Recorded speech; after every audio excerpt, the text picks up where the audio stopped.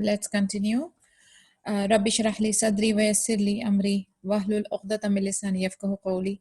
Husna, I think, your video by mistake got switched on. Okay, let's continue our today's session from the golden stories of Abu Bakr as-Siddiq radiyallahu anhu. Yesterday, हम लोगों ने कल जो है एक बड़ा उनका जो one of his very longest dialogues जो है उसको हमने half या 3/4 ही पढ़ा था. आज उसका जो है last quarter का जो हिस्सा है इंशाल्लाह वहां से कंटिन्यू करती हूँ मैं.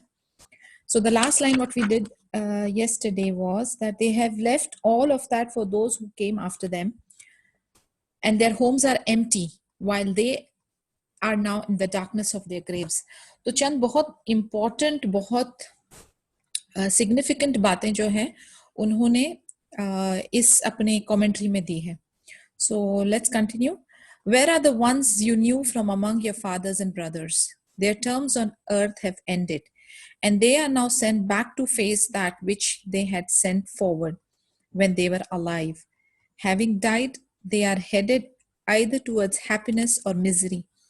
ये जब हम लोगों ने सदक़े के बारे में डिस्कस किया था तो जो हमने बात की थी कि हम जो है अपना एक लिमिटेड टर्म जो है वो इस दुनिया में, जिंदगी में, इस हयाती में हम बिताते हैं और हम आगे क्या छोड़ जाते हैं पता है, यानी आगे के लिए हम जो पहुंचा देते हैं और पीछे जो छोड़ जाते हैं उसके बारे में अगर हम थोड़ा सा तदब्बुर करें तो हमें आइडिया लगेगा कि हम आगे क्या पहुंचाते हैं. हम आगे पहुंचाते हैं अपने अच्छे अमाल, हमारी गुड डीड्स, ओके, और हम पीछे क्या छोड़ जाते हैं. हम ये दुनियावी अमाल जो है जिसके पीछे हमने अपना बहुत बहुत ज्यादा वक्त और ज्यादा ताकत और ज्यादा मेहनत हमने जिसके लिए की वो सब पीछे छूट जाता है और उसका जो है इनफैक्ट हमको अकाउंटेबिलिटी देनी है, यानी वो हमारे लिए निजात का जरिया नहीं बनता, वो हमारे लिए बायसे बवाल बनता है इनफैक्ट.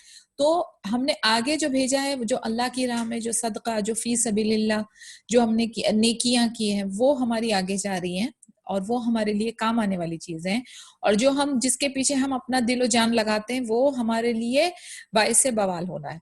तो this is such a wrong approach. Actually देखा जाए तो हम लोग कितने उल्टी चाल चल रहे होते हैं अपनी जिंदगी में और अपना टाइम और अपनी मेहनत, अपनी सोच, अपनी हर चीज जो है सरमाया हम ये जो है बोलते हैं ना एकदम नाकाम आने वाली चीज के पीछे लगा देते हैं और जाया कर देते हैं. तो वही बताया गया कि जो अभी आपके बाप दादा थे वो कहाँ हैं, अभी वो धूल मिट्टी बन गए हैं. उन्होंने क्या पीछे छोड़ा और क्या आगे तक पहुंचाया. Allah has no partner and there is no family relationship between him and anyone from among his created beings. Allah जो है वो वाहिद है, ओके, और अल्लाह ताला हमारा खालिक, मालिक, मुदब्बिर है. अल्लाह के साथ हमारी कोई रिश्तेदारी या कोई फैमिली रिलेशन जैसा नहीं है. अल्लाह हमारा क्रिएटर है, हमारा रब है. And so he does not give anyone good things or protect anyone from evil based on such a relationship. Since such a relationship is non-existent in this world, we can expect a family member to give us support out of a sense of a familial love and loyalty. But since no such relationships exist between us and Allah, we are only his slaves and created beings. We cannot expect to receive help from Allah for the same reason. What Allah has in terms of reward is achieved by us only through our being obedient to him. यानी अभी for example अब आपका अपने औलाद के साथ रिश्ता है, आप उसकी माँ हो, वो आपकी औलाद है. उसी तरीके से जितने भी हमारे दुनियावी रिलेशनशिप है, हमारा एक फैमिली, एक सोशल रिलेशनशिप है. लेकिन अल्लाह सुब्हानहू व तआला के साथ हमारा ऐसा नहीं है ताल्लुक. हमारा रिलेशनशिप जो है मालिक और अब्द, ओके, अब्द एंड अल्लाह का रिलेशनशिप है, स्लेव और अल्लाह का रिलेशनशिप है. तो उसमें यह है कि we can expect the same approach जो हम हमारे दुनियावी रिलेशनशिप के अंदर या फैमिली रिलेशनशिप के अंदर जो एक्सपेक्ट करते हैं उस तरीके का एक्सपेक्टेशन हम अल्लाह के साथ नहीं रख सकते. अल्लाह के साथ हमें अच्छी तवक्को या अल्लाह ताला के साथ हमें अच्छे चीज की एक्सपेक्टेशन तब होगी अगर हम फरमाबरदार होंगे, अगर हम ओबीडियंट होंगे अल्लाह के. हम वो सारे काम करेंगे जो अल्लाह ताला ने हमको करने के लिए कहा है और हम उस सारे कामों से रुक जाएंगे जो अल्लाह ताला ने हमारे लिए ममनू कर दिया है. तो वी कैन एक्सपेक्ट इंशाल्लाह and we have to be hopeful because always remember हमारे जो 3 इमोशंस अल्लाह के साथ रहते हैं, अल्लाह सुब्हानहू तआला के साथ 3 इमोशंस हमारे रहते हैं mainly, love, hope and fear.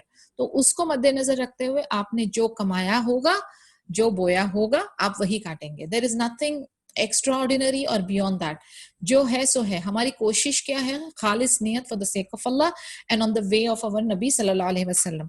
तो जब आप बस नेकी करते जाओ, दरिया में डालो, but there is an accountability, Allah is calculating each and everything.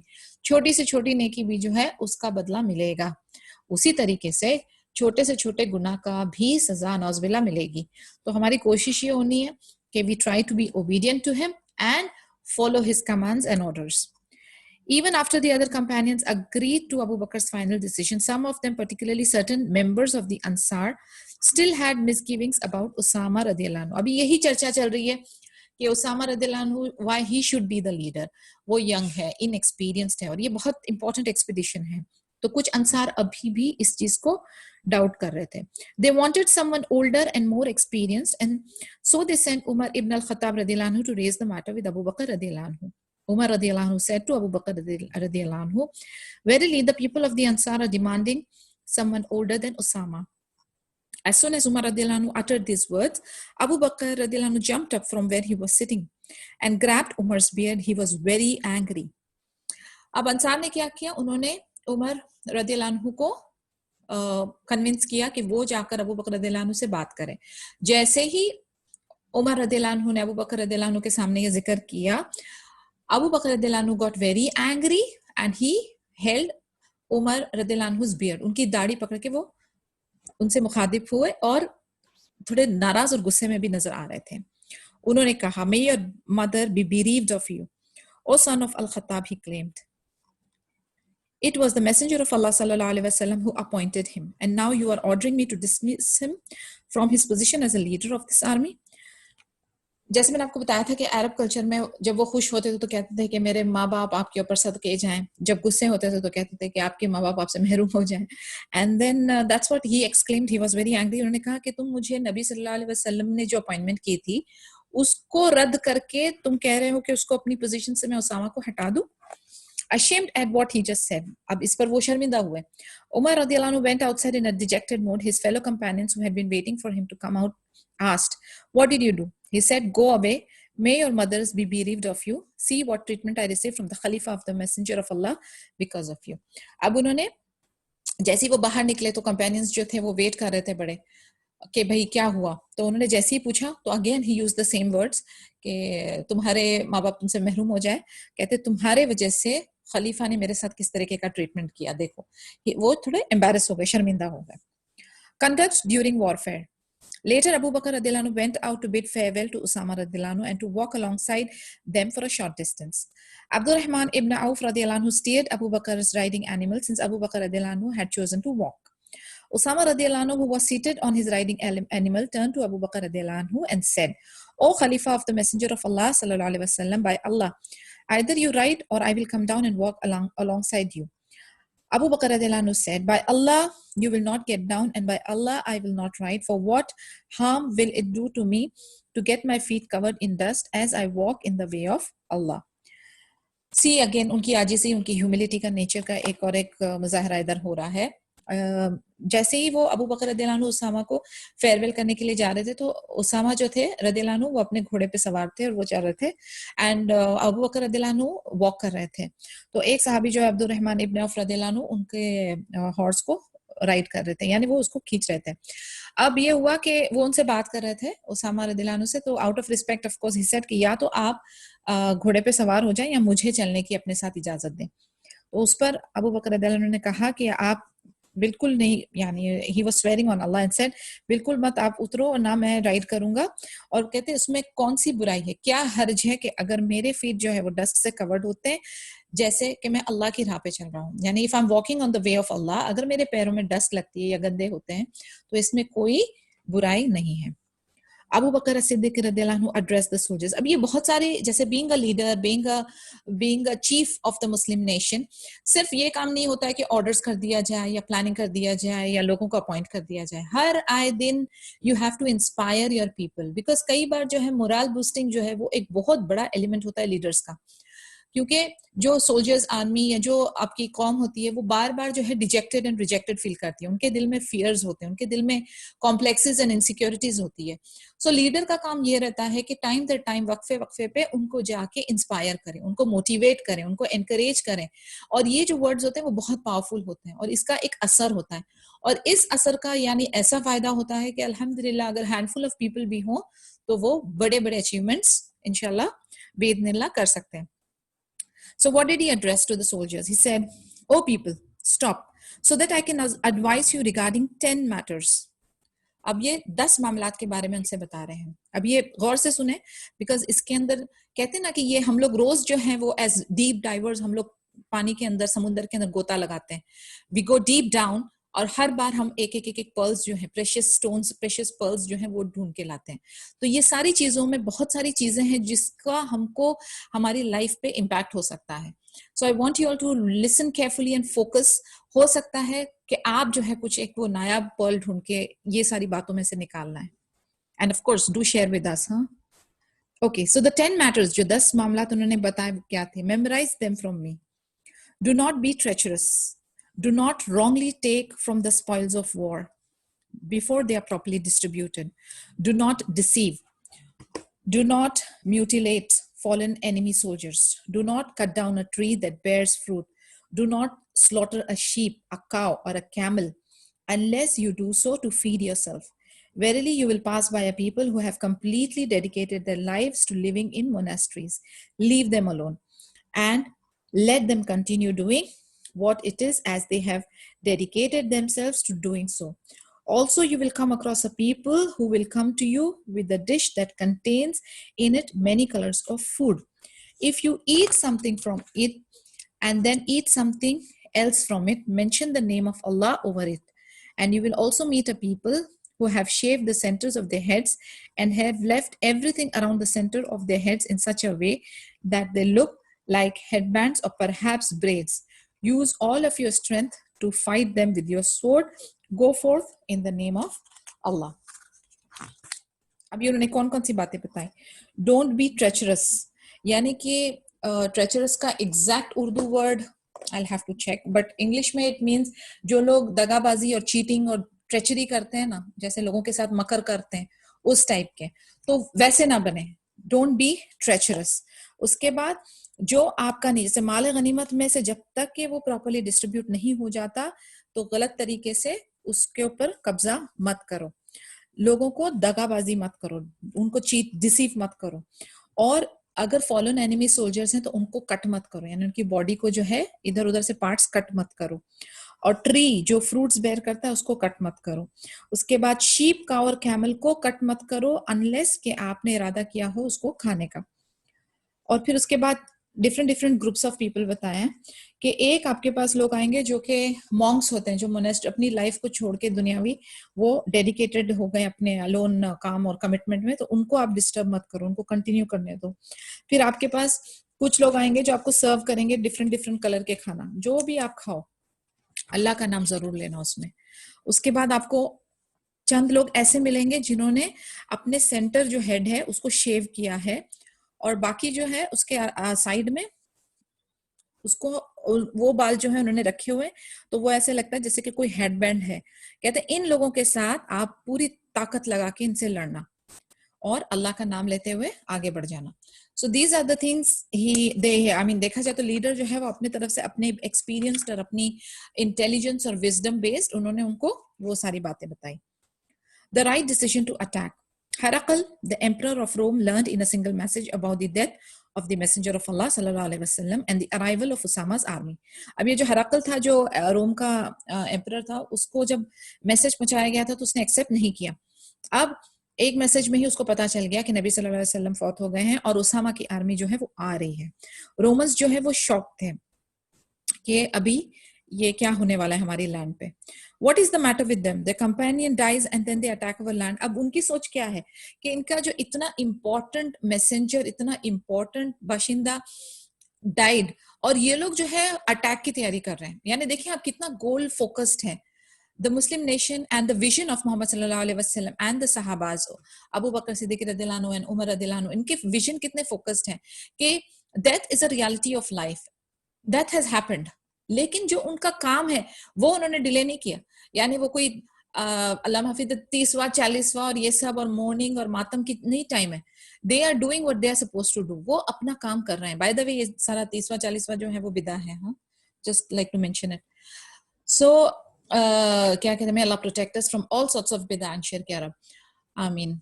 तो ये था कि वो लोग जो है अपने प्लान से, जो उनकी स्ट्रैटेजी थी उससे वो नहीं हटे। उन्होंने अपना इतना बड़ा जो attack, Roman empire is one of the largest empires, तो उसके ऊपर अटैक करने का जो उनका प्लान था उसको उन्होंने डिले नहीं किया in spite of the death of messenger सल्लल्लाहु अलैहि वसल्लम।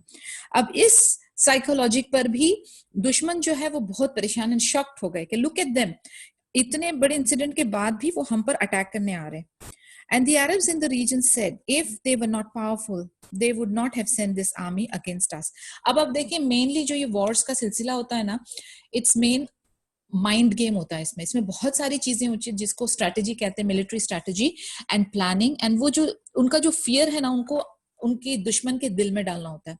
तो अभी ये जो एक एक्टिविटी या हरकत जो थी कि immediately after the death of messenger sallallahu alaihi wasallam, Osama radhiyallahu anhu took his army and went to attack Harkal, the Roman emperor.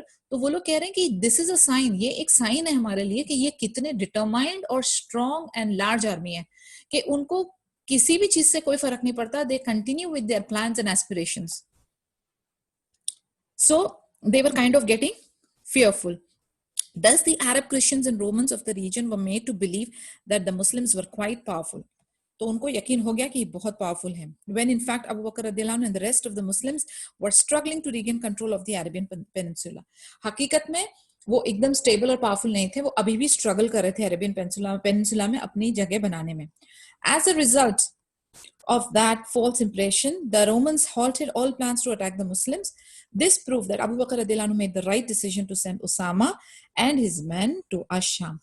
अब इससे जैसे ही उनके दिल में डर और खौफ आ गया तो उन्होंने क्या किया, उन्होंने अपना इरादा ऑफ अटैकिंग रद्द कर दिया। एंड देन इससे पता चलता है कि अबू बकर रदियल्लाहु अन्हु हैड द राइट विजन, और उनका डिसीजन था कि उसामा रदियल्लाहु अन्हु की आर्मी को अशाम में भेजा जाए was the correct decision. Words followed by actions. अच्छा, since we are talking about words and actions and things like that, I would just like to mention one thing कि हमेशा अपने माइंड में एक ट्रायंगल बना के रखें कि first comes the thought. Okay, वो जो फर्स्ट ट्रायंगल का जो टॉप है ना, पॉइंटी वाला, वो हो गया आपका थॉट। अब वो ट्रायंगल की जो बेस आ रही है, दो पॉइंटी राइट एंड लेफ्ट हो रहे हैं। एक राइट में समझो वर्ड्स है और लेफ्ट में एक्शन है। So thoughts, words and actions.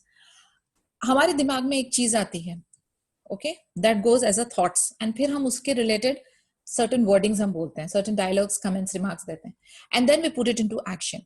ये जो ये ट्रायंगल है ना, ये बहुत स्ट्रांग होना चाहिए, और ये जो है ना हमेशा मैच करना चाहिए। मसलन मेरे दिमाग में कुछ और बात चल रही, मेरी जबान पे कुछ है और मेरे एक्शंस कुछ और बोल रहे हैं। This is a sign of a weak and a very diverged personality. अगर हमें एक स्ट्रॉन्ग कैरेक्टर और एक स्ट्रॉन्ग पर्सनालिटी करनी है तो ये ट्रायंगल को हमेशा अपने मेंटेन करके रखें आप। Your thoughts should words your wordings and your wordings should match your actions, और इसके बीच में गैप्स नहीं आने चाहिए। एंड इस्लामिक जो चीजें हैं, मेन जितनी भी चीजें हैं वो सब इसी तरीके से शुरू होते हैं। Like for example, if I make a निया ऑफ प्रेइंग, मैं सलाह की निया करती हूँ, मेरे थॉट है, उसके बाद मैं कलिमात बोलती हूँ अपने मुंह से, I'm saying certain words from the verses of the Quran, and then I'm doing the actions of bowing and prostrating, sujood और रुकू वगैरह कर रही हूँ। देखिए आप ये कैसे ट्रायंगल मैच करता है। In everything in Islam, this triangle is maintained. तो आप जो है इस ट्रायंगल को अपने स्ट्रॉन्ग करें और इसको अलाइन करके रखें, यानी बैलेंस करके रखें। ऐसा नहीं हो कि आप बोल कुछ रहे हैं और आपकी नियत कुछ और है और आपके एक्शंस कुछ और है। So always maintain this triangle of thoughts, words and actions. और सिमिलरली हम लोग अभी आगे पढ़ेंगे कि हाउ अबू बकर रदियल्लाहु अन्हु maintained his triangle. Words followed by actions. When Osama radiallahu anhu was appointed to lead an army to attack the most powerful superpower of the world, he was only 20 years old. अब आप सोचें 20 साल की उनकी उम्र थी और वो काम क्या कर रहे थे? He was attacking one of the superpower, the most powerful superpowers. हमारे यहाँ पे 20 साल तक पढ़ाई चल रही होती है by the way, और हम लोग अपने बच्चों को अभी तक के अपने खाने खिला रहे होते हैं और उन्हें बड़ा छोटा समझ के रखते हैं कि ये क्या करेंगे।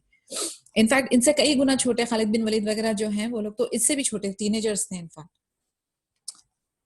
So, and according to some accounts, दूसरे नरेशंस में उनको 18 years कहा गया है कि वो सिर्फ 18 साल के थे. Because of Usama's relative lack of experience on the battlefield, a number of companions were uncomfortable with his appointment. ये हम लोग बार बार पढ़ चुके हैं. Their feelings is not justified, were at least understandable. Many soldiers of Usama's army were veterans of many battles. Some of them had fought Badr and Uhud. Many were more than 50 years old, and some were the most trusted advisors of the Messenger of Allah sallallahu alaihi wasallam. This included Abu Bakr radhiyallahu anhu and Umar radhiyallahu anhu. Again वही बात repeat हो रही है कि काफी सारों के अंदर ये डाउट था कि वो ज्यादा एक्सपीरियंस नहीं है, एज उनकी नहीं है, लेकिन हमेशा आप जहन में रखें कि there should be a balance of old and experience people with new and young people. इस बैलेंस से क्या होता है पता है, यंग की एनर्जी, यंग के ideas will match with the experience और the expertise of the old. तो ये कॉम्बो जो है ना, ये बहुत अच्छा होता है कि कोई एक्सपीरियंस के साथ कोई यंग को ज्वाइन किया जाए. Abu Bakr radhiyallahu anhu showed that if the companions were going to have to take orders from such a young man, he would show the same. यानी अभी अबू बकर रदियल्लाहु अन्हु जो है, उन्होंने अपने सहाबास को बोला, he was the Khalifa, he is the first top priority या the most powerful man of the Muslim nation, right? लेकिन उन्होंने सहाबास को सिखाने के लिए उनको he assured them कि आप लोगों को इतने छोटे या आदमी से ऑर्डर लेने के लिए आप you're feeling embarrassed or ashamed, लेकिन मैं खुद I'm ready to take the orders because he is the leader. Usama radhiyallahu anhu is the leader. He is the Amir that has been appointed by the Nabi sallallahu alaihi wasallam. So we cannot deny or defy that. So he, the leader of the entire Muslim nation, walked humbly alongside Usama radhiyallahu anhu, who was mounted on his riding animal. Abu Bakr radhiyallahu anhu were more than 60. Nonetheless, even after Usama radhiyallahu anhu pleaded with him to mount his riding animal, he refused to ride and he forbade Usama radhiyallahu anhu from coming down and walking. He did this in full view of other soldiers. ये जो भी हमने थोड़ी देर पहले पढ़ा था कि वो जो वॉक कर रहे थे, this was also one of the instances जहां पर अबू बकर रदियल्लाहु अन्हु was teaching the army, दूसरे जो soldiers थे उनके सामने वो जानबूझकर उनको कहा कि आप राइड करो एनिमल पे, और वो वॉक कर रहे थे और उनको उतरने के लिए भी मना किया उन्होंने, because he wanted to teach them कि he is honoring them as a, he is honoring him as a leader, to demonstrate that this was the prophet's choice to lead the army and deserve the respect and obedience. यानी दो quality जो हमें अपने leader, अपने आमिर या हमारे ऊपर जो अपॉइंट किया जाता है, उसको हमें क्या देना है, रिस्पेक्ट और ओबीडियंस. अब ये जो है हमारी पर्सनल लाइफ में किस तरीके से हो जाएगा, मसलन if you are married, you have a husband about you, respect and obedience. Mother है अपने बच्चों के ऊपर, तो respect and obedience. So the chain, वो जो हायरार्की की जो चेन है, वो इसी तरीके से चलेगी. और आप एक बात जहन में रखें, again and again I repeat this, कि बच्चे जो हैं वो आपको देखते हैं और आंखों से सुनते हैं. So that is what they will copy.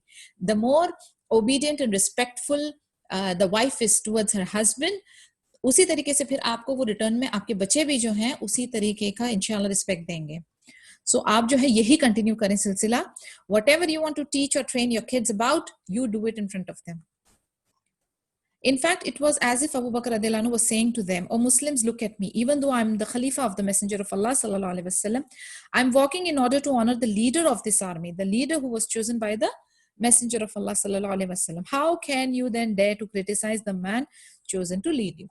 यानी इसमें से हमको ये भी लेसन मिलता है कि if somebody is appointed over you, हमको ऐसा लगता होगा शायद, supposedly you are working in a company and your immediate manager you might think is not as qualified as you, or the person is not as experienced as you, but ये सोच रखकर आप जो है उसके साथ respectful behavior ना करें या obedient ना हो, that is a wrong approach. एक बात आप ज़हन में रखें कि सब चीज़ की जो तकसीम होती है, okay, including allotting statuses and giving opportunities and things like that, ये रिस्क में आता है और अल्लाह ताला की तकसीम है. तो आप जो हैं अपना काम fully dedicatedly करें. Give honor to that chair. You don't like the person, forget about it, but give honor to that position. और उसको लेकर फिर आप चलें आगे और negativity जो है अपनी कम करें, and be respectful and obedient, and inshallah if you are sincere and dedicated, bi'idhnillah you will get your returns. Given the difficult circumstances in Al-Madinah, Abu Bakr radhiyallahu anhu needed his most trusted advisor, Umar ibn al-Khattab radhiyallahu anhu. The only problem was that Umar radhiyallahu anhu was a common soldier in Usama's army. As the Khalifa of the entire nation, Abu Bakr radhiyallahu anhu could simply have ordered Usama radhiyallahu anhu to discharge Umar radhiyallahu anhu from his army. But instead, He humbled himself before Usama radiallahu anhu by asking him to allow Umar radiallahu anhu to stay behind in al-Madina. अब आप फिर देखें इनका जो respectful और obedience nature है उसमें कैसी, यानी being the Khalifa, the ruling person of that time, अभी उनको अपने मदीना में कामकाज के लिए जो इमीडिएट उनके एडवाइजर थे वो कौन थे? उमर इब्न खत्ताब रदियल्लाहु अन्हु. अब उमर इब्न खत्ताब रदियल्लाहु अन्हु was just an soldier in Usama रदियल्लाहु अन्हु's army. अब उनको ये चाहिए था कि उसामा रदियल्लाहु अन्हु should discharge उमर रदियल्लाहु अन्हु ताकि वो उनको मदीना में असिस्ट करें. तो instead of just commanding या just asking, what he did, he pleaded, बहुत humbly उनसे रिक्वेस्ट करी उन्होंने, and then उनको कहा कि उमर रदियल्लाहु अन्हु को उनके साथ मदीना में for the management and administration के लिए छोड़ दिया जाए. To be sure, when the members of Usama's army saw Abu Bakr radiallahu anhu asking Usama radiallahu anhu's permission to keep Umar radiallahu anhu in Al-Madina, they understood the message that Abu Bakr radiallahu anhu was sending to them. अब again दूसरा जो चीज उन्होंने किया उनको सिखाने के लिए, in front of the army he is pleading and requesting. अब ये साइंस आर्मी वालों के लिए और जो दूसरे लोग थे उनके लिए काफी था कि वो देख रहे हैं कि हमारे खलीफा, हमारे जो लीडर हैं उसामा रदियल्लाहु अन्हु, उनसे रिक्वेस्ट कर रहे हैं कि उमर रदियल्लाहु अन्हु को डिस्चार्ज कर दिया जाए उनकी ड्यूटी से. तो उनको आइडिया लग गया कि ये अबू बकर रदियल्लाहु अन्हु is doing it all purposely to teach us, to show us how they are supposed to respect their leader who is Usama रदियल्लाहु अन्हु.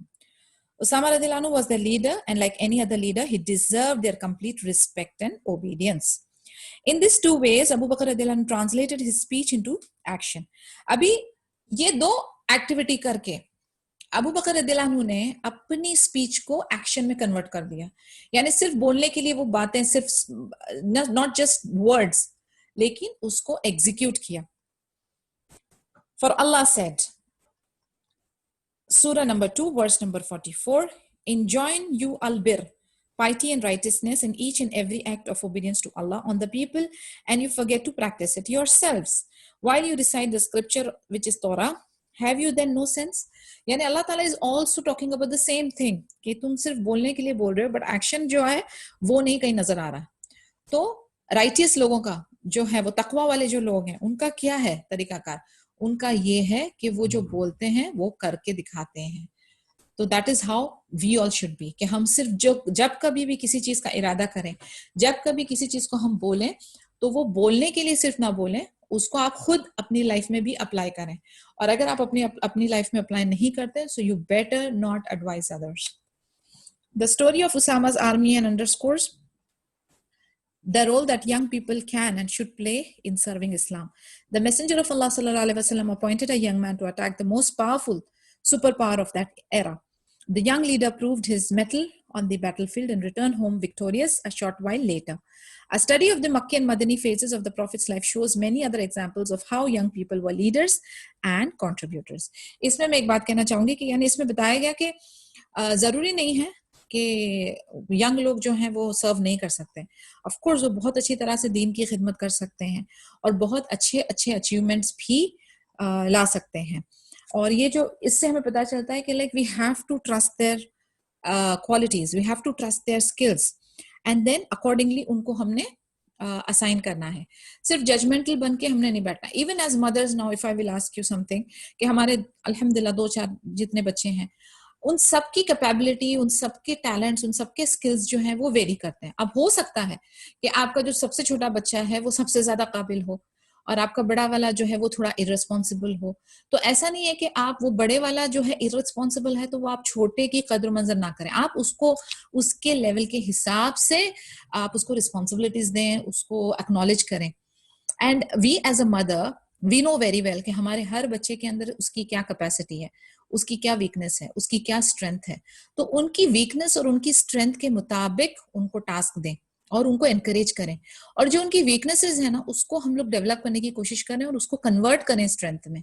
लेकिन आप कभी भी अंडर एस्टिमेट ना करें. I wouldn't advise anyone of you to जज people, to underestimate people. हम हमारे दिमाग को जो है ना 0 मीटर करके चलाएं.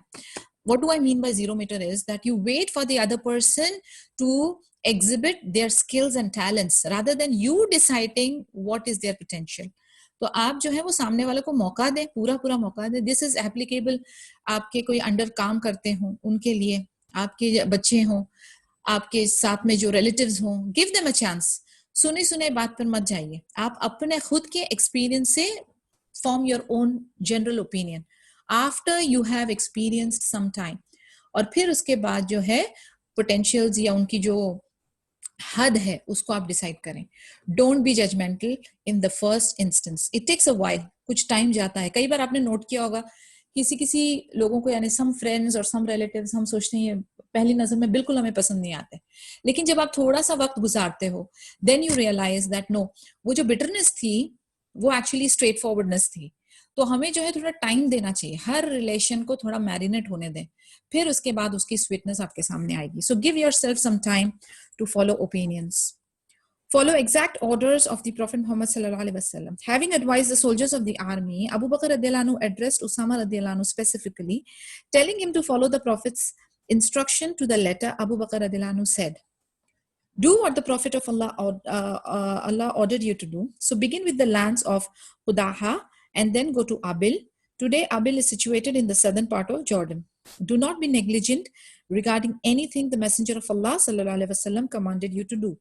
Do not rush to get back, but instead make sure you carry out all his orders." अभी अबू बकर रदियल्लाहु अन्हु is informing एंड उसामा को जो एक नबी सल्लल्लाहु अलैहि वसल्लम का लेटर में इंस्ट्रक्शंस थे, तो उस इंस्ट्रक्शंस के बारे में वो उनको बता रहे हैं। इस टेलिंग देम कि सारा कुछ जो जो नबी सल्लल्लाहु अलैहि वसल्लम ने आपको ऑर्डर दिया था उसके मुताबिक आपने काम करना है। कौन सी लैंड से स्टार्ट करवाया? जगह का नाम है कुदाहा, और फिर एक जगह का नाम है, उधर से पहुंचते हुए पहुंचो कहां पर? आबिल में। आबिल जो है अभी in this world southern Jordan में लोकेटेड है। किसी भी चीज पर नेग्लिजेंट नहीं रहना, दरगुजर नहीं करना, सब चीज बहुत केयरफुली जैसे तुमको बताया गया है, इंस्ट्रक्शन दी गई उसी टाइप से करना, और जल्दबाजी नहीं करना वापस आने की, और जितने भी ऑर्डर्स हैं उसको बहुत बाखूबी से निभाओ। When Usama radiallahu anhu reached his destination, he ordered attacks on the tribes of Qudaha and Abil. Usama radiallahu anhu and his men completed their mission and were unharmed in the process. They brought back much wealth from the war. The entire expedition, both the journey of Asham and the return journey, lasted in 40 days. ये पूरा सिलसिला जो है वो 40 दिन का था। अब उसामा रदियल्लाहु अन्हु बिल्कुल अच्छी तरह से समझ गए, अपने डेस्टिनेशन पे पहुंच गए, और उनको जो अटैक करने का ट्राइब्स ऑफ कुदाह एंड आबिल का जो था उन पे उन्होंने अटैक किया, और बिना कुछ नुकसान के अनहार्म्ड वो लौटे और बहुत सारा माल गनीमत लेकर आए। तो ये जो है एक बहुत सक्सेसफुल एक्सपीडिशन था एंड टोटल 40 डेज तक चला। Sending out Usama's army was a brilliant strategic maneuver that reaped amazing results for the Muslims. Abu Bakr radiallahu anhu succeeded in projecting a sense of power to the Romans and the apostates, making them think twice about attacking the Muslims. It had the further effect of weakening the enemy's resolve in the northern lands that bordered the Muslim nation. This perhaps made it easier for the Muslim armies to conquer these areas later. अब ये एक step का बहुत ज्यादा short term and long term फायदा हुआ मुस्लिम nation को। एक तो फाइनेंशियली उनको बहुत अच्छे वो सपोर्ट मिल गया, दूसरा उनकी दुश्मन जो थे, जो कुफार जो थे, उनके दिलों में एक फियर बैठ गया कि मुस्लिम आर्मी को अटैक नहीं करें, और जो आसपास के नेबरिंग इलाके थे उधर भी उन लोगों को यानी mentally they were kind of prepared कि मुस्लिम आर्मी आकर हमें कॉन्कर करेगी, तो उनके लिए फ्यूचर के लिए भी आसानी हो गई, और करंट सिचुएशन में they had good financial security and a very good image of Muslim army. When Usama radiallahu anhu and his men returned home, Abu Bakr radiallahu anhu and a number of prominent members of the Muhajirun and the Ansar went out to welcome them and said, "None has the right to be worshipped but Allah." The amazed and happy residents of Al-Madinah also welcomed the returning soldiers. As for Usama radiallahu anhu, the first thing he did was to enter the masjid of the Messenger of Allah sallallahu alaihi wasallam and pray to Allah, thanking him for the blessings he bestowed upon him and all the Muslims. ये चीज मुझे बहुत यानी appeal करती है। इतनी बड़ी victory, इतना सब कुछ करने के बाद ना तो वो रेस्ट करने के लिए गए, ना तो वो लोगों की प्रेजेस को और ज्यादा एंजॉय करने के लिए गए। The first thing this people used to do was Allah का शुक्र। सो ही एंटर्ड मस्जिद नबवी और वहां पर जाकर 2 रकात नमाज पढ़ी, अल्लाह का शुक्र किया। दिस आर द ट्रेड्स बताती है कि ये लोग कितने ग्रेट हैं, and that is the reason Allah used to bless them further and further.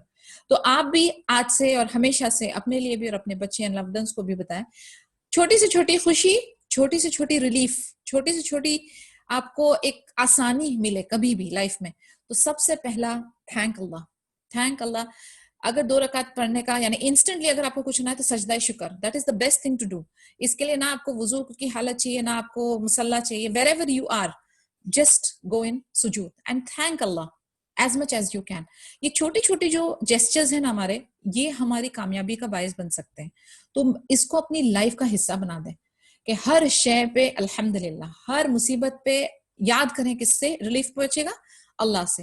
Her time अस्तगफार, यानी दीज आर द थिंग्स, ये हमको कंटिन्यूसली करते रहना है। और जब हमारी जबान को इस चीज की आदत हो जाती है ना, हमारा दिल, हमारा रूह जब अलाइंड रहता है ना इस चीजों पर, तब इंशाल्लाह ताला हमें कलमा शहादा या एक हुस्नुल मौत का जो है ना उसका हमें तवक्को हो सकती है। Because if we are drifting away, या हम सोचें सिर्फ एक जगह पे बैठ के, मुसल्ले पे बैठ के हम जिक्र कर रहे हो, नहीं, इट इज अ थिंग जो आप मॉर्निंग में उठने से सोने, रात के सोने तक आपके जहन में रहता है अल्लाह का ख्याल, वो है सच्ची इबादत, वो है सच्चा जिक्र। तो इस हालत में हमें रहना है इंशाअल्लाह। तो उसामा ने भी यही काम किया। Everybody was very happy, Medina में everybody is welcoming them and अल्हम्दुलिल्लाह। देखो आप इसमें कितनी हिकमत है कि मोहम्मद सल्लल्लाहु अलैहि वसल्लम के डिसीजंस वर सो फाइन, कितने कंफर्म और अच्छे और पक्के थे। एंड देन अबू बकर रदियल्लाहु अन्हु, हाउ ही कैरिड, इतना प्रोबिंग हुआ, इतने सहाबाज, इतने लोग, इवन हत्ता कि उमर रदियल्लाहु अन्हु was also again and again asking, लेकिन उन्होंने अपना डिसीजन नहीं चेंज किया। ही वाज सो फर्म, यानी वो एक लौता एक आदमी सिर्फ इस बात पे फर्म था कि ये नबी सल्लल्लाहु अलैहि वसल्लम का डिसीजन है, ये रॉन्ग नहीं हो सकता। He didn't come under the influence of the entire people. तो ये होती है बात कि आपका यकीन, आपका अकीदा कैसा है। एंड सुब्हानअल्लाह, that is what paid off. तो सारे के सारे खुश हो गए, वो राजी हो गए। आसपास के नेबर्स जो थे काफिर और जो नॉन मुस्लिम्स, वो डर गए। Mission accomplished in a very successful manner. Alhamdulillah. Advice for war and peace. Abu Bakr radiallahu anhu gave Yazid radiallahu anhu advice for both war and peace. Walking alongside Yazid radiallahu anhu to bid him farewell before a mission, Abu Bakr radiallahu anhu said to him, "Verily I have appointed you in order to test both you and your mettle. If you do well, I will return you to your post and give you even more duties. But if you perform poorly, I will remove you from your post." अभी एक और एक नया किस्सा। Abu Bakr रदियल्लाहु अन्हु ने Yazid को एडवाइस दिया दोनों चीज के लिए, वॉर के लिए भी और पीस के लिए भी। और फिर उनके साथ चलते हुए उनको जब फेयरवेल कर रहे थे, उनको विदा कर रहे थे, तो उनसे कहा कि मैं जो है अपॉइंट करूंगा आपको, बट आपको मैं टेस्ट करूंगा। अगर आप इसमें कामयाब हो गए तो आपको जो है आपकी पोजीशन मिल जाएगी और ज्यादा ड्यूटीज भी मिल जाएगी। लेकिन अगर आप इस टेस्ट में कामयाब नहीं हुए तो मैं आपको आपकी पोस्ट से बेदखल कर दूंगा। Fear Allah, for indeed He sees what is inside of you, just as He sees your outward deeds and actions. Verily, the person who is closest to Allah is the one who is most obedient to Him, and the one who performs more deeds for His sake. Verily, I have given you Khalid's job. This refers to Khalid ibn Said ibn al-As radiallahu anhu, who had asked permission to resign from his post, which was then granted by Abu Bakr radiallahu anhu. अब वो उनको और क्या ताकीद कर रहे हैं, उनसे कह रहे हैं इत्तक़िल्लाह, फियर अल्लाह, फॉर इंडीड अल्लाह ताला जो है वो आपके अंदर का भी राज जानते हैं, आपके बाहर के भी एक्शंस को जानते हैं। और अल्लाह से करीब कौन है, कौन सा बंदा अल्लाह के करीब है? वो जो अल्लाह ताला से बहुत ज्यादा मोस्ट ओबीडियंट हो, सबसे ज्यादा ओबीडियंट हो, फर्मा बरदार ज्यादा से ज्यादा, और जो बहुत ज्यादा गुड डीड्स करता हो अल्लाह की खातिर। तो देखिए, अभी दो चीज हैं जो अल्लाह के करीब होने की वाइस बन सकती है। कौन सी? एक, अल्लाह का फर्मा बरदार होना, बहुत ज्यादा फर्मा बरदार होना, और बहुत ज्यादा से ज्यादा अच्छे अमाल करना, only for the sake of Allah अज़्ज़ा वजल। तो फिर एक खालिद रदियल्लाहु अन्हु जो है, हु इज एक्चुअली खालिद इब्न सईद इब्न अल-आस रदियल्लाहु अन्हु जो थे, वो रिजाइन कर गए थे और उनकी पोजीशन पे इनको लाना था। तो ये सब उनके लिए डिस्कशन चल रही है। Beware of returning to the pre-Islamic ways of ignorance. यानी दौरे जहालियत में लौटने से बाज आ जाओ। For indeed Allah hates those ways and hates the people who follow them. When you reach your army, be a good companion to your soldiers. Start your relationship with them in good manner and promise them good things to come. When you advise them, be brief in your speech. For indeed the nature of speech is that part of it makes one forget other parts of it. अब इसमें कितनी important बातें दी हुई है, यानी I can see lot of things which I am underlining right now, कि वो उनको सलाह दे रहे हैं, कह रहे हैं कि पहले कहा दौरे जालियत में नहीं जाना क्योंकि अल्लाह ताला हेट्स कि जब कोई, जैसे हमने कहा था पहले भी डिस्कस किया था कि अंधेरियों में से उजाले की तरफ, नूर की तरफ आए, फिर लौट के अंधेरे पे जाए, अल्लाह ताला doesn't like that, he hate, I mean अच्छा खासा स्ट्रॉन्ग वर्ड है।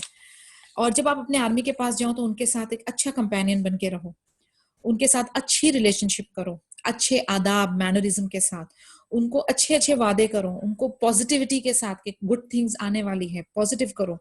और जब आप उनको एडवाइस करो तो अपनी स्पीच को ब्रीफ रखना, लंबे लंबे भाषण देने की जरूरत नहीं। क्यों नहीं देने की जरूरत है? क्योंकि नेचर ऑफ स्पीच ऐसी होती है कि if you make it too long, एक पार्ट आपने बोला और फिर दूसरा पार्ट आप बोलने गए, एंड देन वो जो पार्ट है ना जो आपने पहले बोला था वो भूल जाएगा। इंसान जो है वो नसिया, मेड अप ऑफ फॉरगेटफुलनेस, उसी से इंसान का रूट वर्ड आता है, राइट? तो अ मैन इज फॉरगेटफुल, इसीलिए अपनी स्पीच को बहुत ब्रीफ रखो ताकि वो भूले नहीं और इंपॉर्टेंट पॉइंट्स उनकी समझ में आ जाए और याद आने में रहे। Improve yourself and as result people will be made to improve for you. तुम अपने आप को सुधारो, ठीक है? इसका रिजल्ट ये होगा कि लोग भी अपने आप को सुधारेंगे आपके लिए।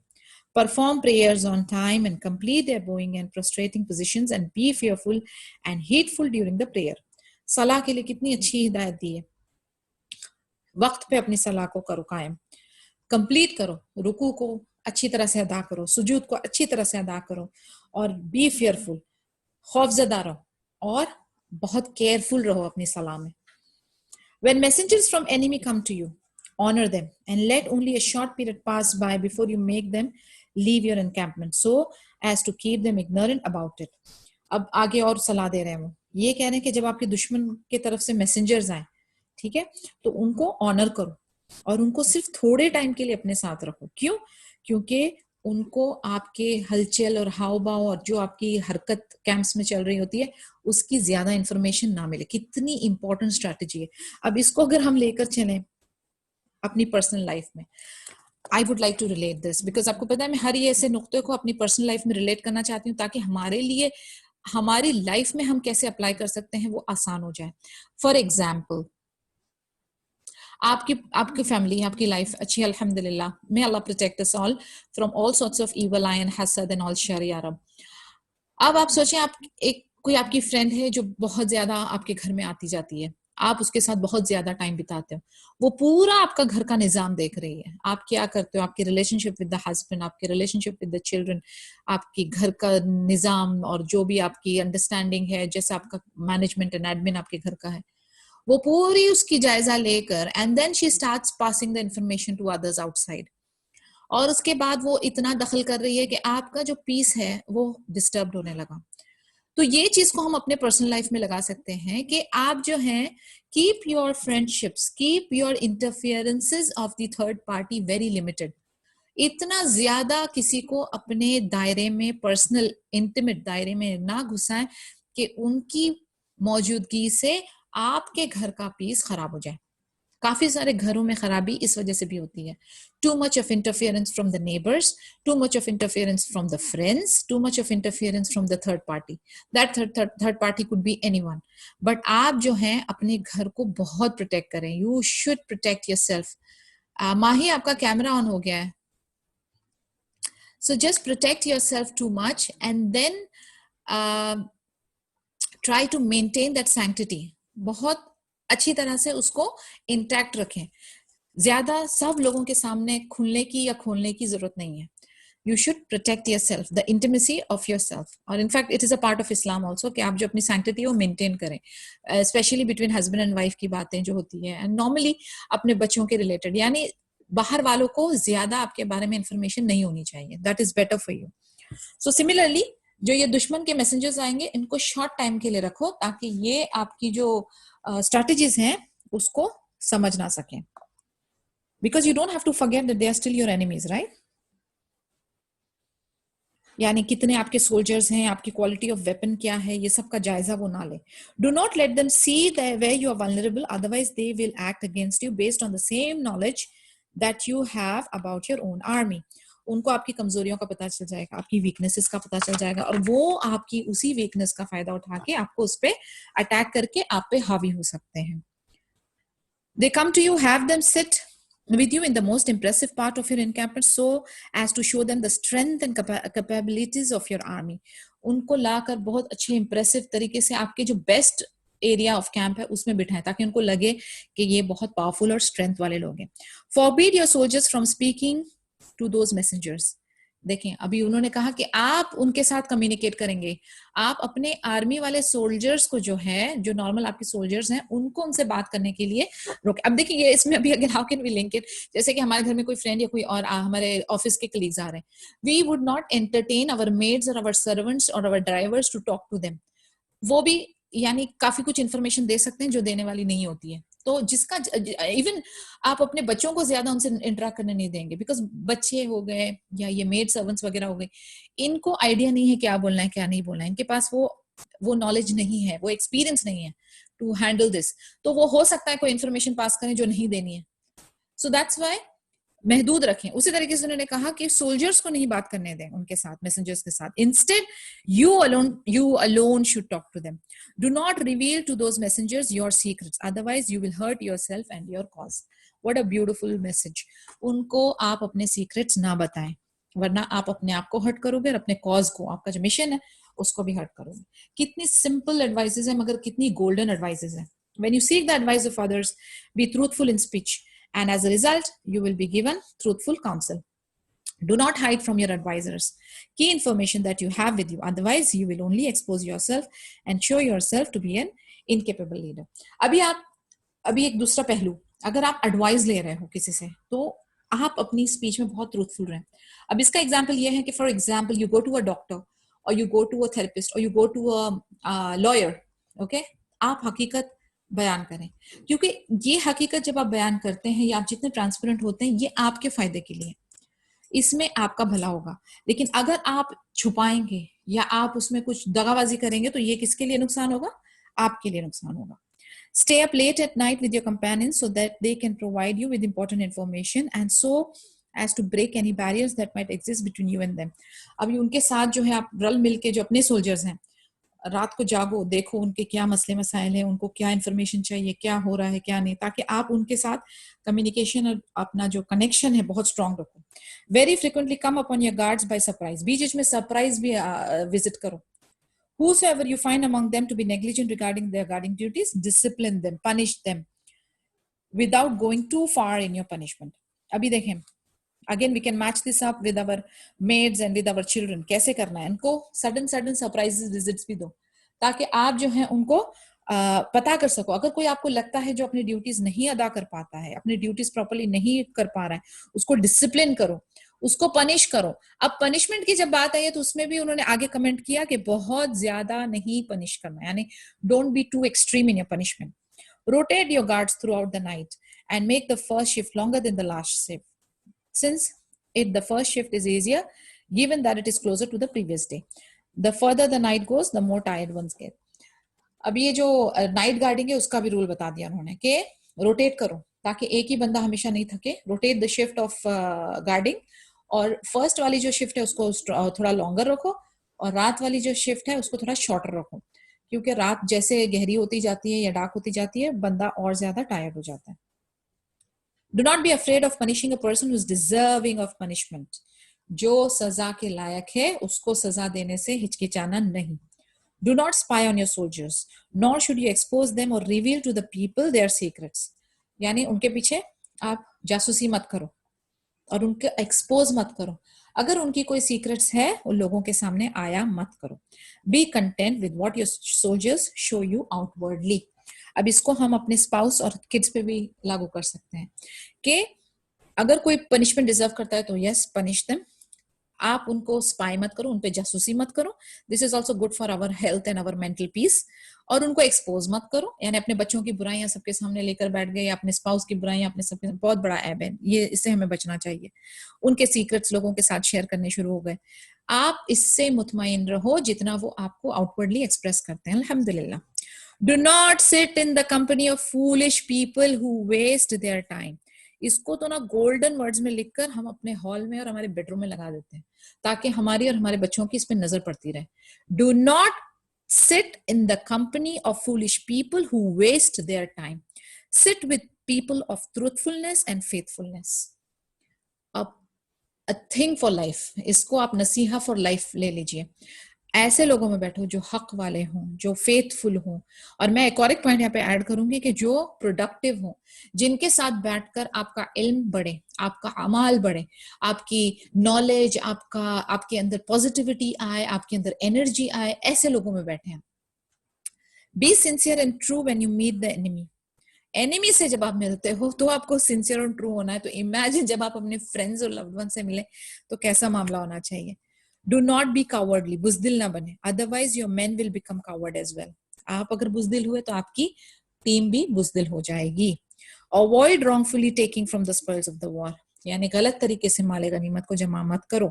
For doing so brings one closer to poverty and words of victory. ऐसा करने से क्या होता है, अभी काफी सारे लोग हैं जो चीटिंग और दगाबाजी करते हैं। नॉर्मल जमिया में भी जाएंगे या इधर कहीं पर बकाला में भी जाएंगे तो they are just flicking away things thinking that that is okay. But यकीन करें, ये चोरी का माल लेने से कोई इंसान अमीर नहीं हो जाएगा। आपकी गुर्बत नहीं, बल्कि आप पे और ज्यादा गुर्बत आ जाएगी, और ज्यादा आजमाइश आ जाएगी, और आपकी जो सक्सेस है वो खत्म, उसके चांसेस बिल्कुल खत्म। You will find a group of people who have confined themselves to monasteries. Leave them alone and leave them to the purpose for which they have confined themselves. फिर से वही पॉइंट कि अगर जो मोनेस्ट्रीज में Monks वगैरह हो गए ना, जिन्होंने दुनिया को छोड़कर बस अपना काम जो है वो ज्ञान ध्यान और दीन के पीछे लगा दिया, या हो सकता है कि he is mentioning not only to Islamic this thing, monasteries could be another religion और अनदर फेथ आल्सो, लेकिन उन्होंने कहा कि उनको आप छोड़ दो and let them continue what they are doing. Ibn al-Athir said, this is among the best and the most beneficial advice that has been given to rulers. कहते हैं ये सबसे बेस्ट एडवाइस है। इब्न अल-अथर कहते हैं ये सबसे बेनिफिशियल एडवाइस है जो कि एक रूलर ने, गवर्नर ने अपने कमांडर ऑफ आर्मीज को दी है। इंडीड इट इज, यानी सारा कुछ इसमें कवर्ड है। और इसको हम सिर्फ आर्मी के लिए नहीं, जैसे हम लोग पॉइंट दर पॉइंट अपनी लाइफ में भी हम इसको कन्वर्ट कर रहे थे। इट्स अ ब्यूटीफुल नसीहा, a beautiful piece of information and beautiful tips. जैसे मैंने आपसे कहा था कि समुद्र में गोता लगा के एक एक पर्ल्स निकाल रहे हैं, इट्स अ ब्यूटीफुल कलेक्शन। ये पूरा एक नेकलेस था यानी। Okay, so I hope that may Allah make us among those कि हम लोग जो है इन सब चीजों से बहुत ज्यादा हिदायत लें और इसको अपनी लाइफ में हम इम्प्लीमेंट कर सकें या रब। And may Allah give us the इस्तिकामा, may Allah give us the तौफीक that we take it forward. So with that I think इंशाल्लाह I will end and we will meet on Sunday. तो आज हमारा जो है सेशन यहीं पर ही खत्म होता है। Any questions, any सवाल, any discussion? It's an open forum. Nothing? سبحانك اللهم وبحمدك نشهد أن لا إله إلا أنت نستغفرك ونتوب إليك. السلام عليكم ورحمة الله وبركاته.